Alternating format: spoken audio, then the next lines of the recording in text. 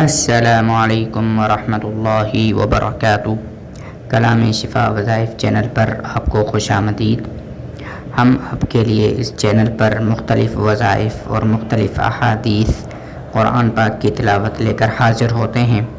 آج بھی اسی نوعیت کا ایک وظیفہ لے کر آپ کی خدمت میں حاضر ہوئے ہیں۔ امید ہے آج کا وظیفہ بھی آپ کو بہت پسند آنے والا ہے۔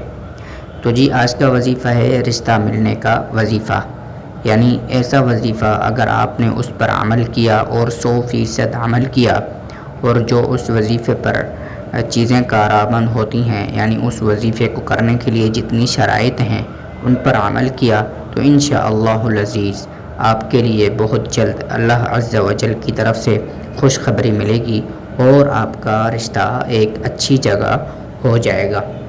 تو چلیے شروع کرتے ہیں۔ صالح رشتہ صالحہ کے سلسلے میں ہر طرف نا امیدی ہے۔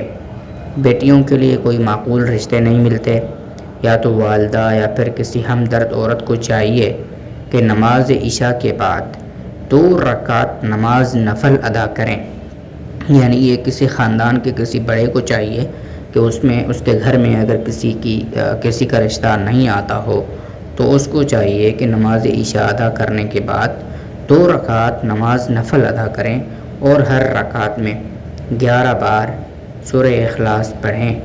سلام پھیرنے کے بعد سورہ یاسین شریف کو 7 مبین ہیں سورہ یاسین میں، آپ کو پتہ ہوگا 7 مبینوں کے ساتھ ایک مرتبہ، پھر جب ایک مبین ختم ہو جائے تو آپ نے ایک تسبیح یعنی 100 مرتبہ یا ودودو یا لطیفو کی پڑھیں۔ اول اور آخر 7 بار مندرجہ ذیل درود شریف پڑھیں۔ اللہ تبارک و تعالیٰ کی مہربانی سے 17 دنوں میں مناسب اور معقول رشتے کا انتظام ہو جائے گا۔ کیا طریقہ ہے؟ طریقہ یہ ہے کہ گھر کا کوئی فرد، کوئی بڑا یا خود وہ لڑکی یا عورت جس کا رشتہ نہ آتا ہو، اس کو چاہیے کہ نماز عشاء ادا کرنے کے بعد 2 رکعت نماز نیت نفل کی پڑھے، اس کے بعد سورہ یاسین کو پڑھے۔ ہر مبین، ایک مبین لفظ آتا ہے سورہ یاسین میں اور 7 جگہ آتا ہے۔ جب ایک مبین پورا ہو جائے تو اس کے بعد یا ودودو یا لطیفو کی ایک تسبیح پڑھے، اول آخر 7 بار درود شریف پڑھے۔ انشاءاللہ العزیز 17 دنوں کے اندر اس کا رشتہ ایک اچھی جگہ ہو جائے گا۔ امید ہے آج کی ویڈیو آپ کو پسند آئی ہوگی، اور اس کے بعد آپ نے درود شریف کیا پڑھنا ہے مبین کے لیے تو وہ سن لیجئے۔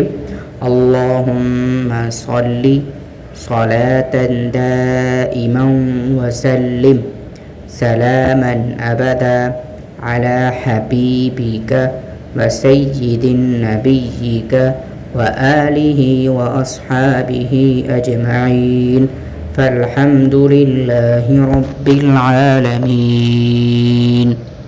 امید ہے آج کی ویڈیو آپ کو پسند آئی ہوگی۔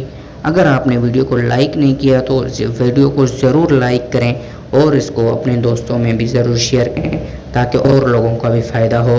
دعاؤں میں یاد رکھیے گا۔ ملتے ہیں اگلی ویڈیو میں۔ اللہ حافظ۔